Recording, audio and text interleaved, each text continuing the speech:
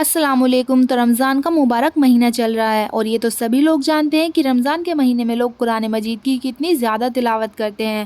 پورا سال میں قرآن پاک کی اتنی تلاوت نہیں کر پاتے جتنی اس ایک مہینے میں کر لیتے ہیں، لیکن کچھ لوگ ایسے بھی ہوتے ہیں جن کا قرآن مجید اس مہینے میں بھی مکمل نہیں ہو پاتا۔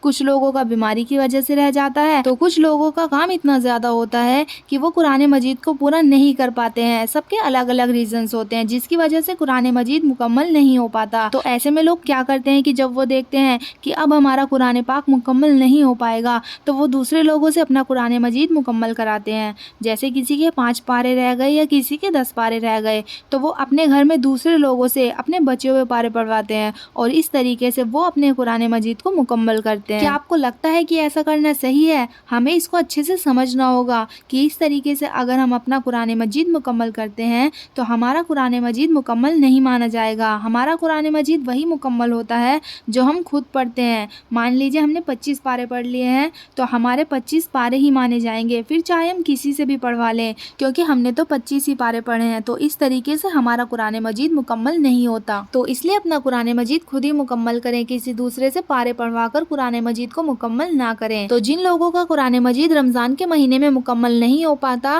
اور ان کے کچھ پارے رہ جاتے ہیں، جیسے 5 پارے رہ گئے یا 6 پارے رہ گئے، تو ان لوگوں کو پریشان ہونے کی بالکل ضرورت نہیں ہے۔ رمضان کا مہینہ پورا ہونے کے بعد آپ اپنے بچے ہوئے پارے پڑھ سکتے ہیں۔ جیسے آج چاند رات ہے اور ہمارے 2 پارے رہ گئے ہیں اور کسی وجہ سے ہم وہ 2 پارے نہیں پڑھ سکتے تو وہ 2 پارے ہم عید کے بعد بھی پڑھ سکتے ہیں۔ تو دوسروں سے اپنے بچے ہوئے پارے بالکل نہ پڑھوائیں، بلکہ اپنے بچے ہوئے پاروں کو عید کے بعد پڑھ لیں اور اس طریقے سے اپنا قرآن مجید مکمل کریں، کیونکہ جو پارے آپ دوسروں سے پڑھوا رہے ہیں وہ آپ کے نہیں مانے جائیں گے، آپ کے وہی مانے جائیں گے جو آپ خود پڑھو گے۔ اگر کسی کا قرآن مجید رمضان میں پورا نہ ہوا ہو تو ٹینشن لینے کی ضرورت نہیں ہے۔ جتنا قرآن ہوا ہے یعنی جتنے پارے ہوئے ہیں آپ اتنے ہی پاروں کا ثواب کسی محروم کو پہنچا سکتے ہیں، اور آپ یہ بھی کر سکتے ہیں کہ پہلے اس قرآن کو پورا کر لیں، چاہے وہ عید کے بعد ہی پورا ہو۔ جب پورا ہو جائے تو اس کے بعد اس قرآن مجید کا ثواب اپنے محروم کو پہنچا سکتے ہیں۔ تو اپنے بچے ہوئے پارے دوسروں سے پڑھوانا یہ ہمارے معاشرے میں ایک بڑی غلط فہمی ہے، تو ہمیں سنی سنائی باتوں سے بچنے کی ضرورت ہے۔ آئی ہوپ یہ ویڈیو آپ کے لیے یوزفل ہوگی۔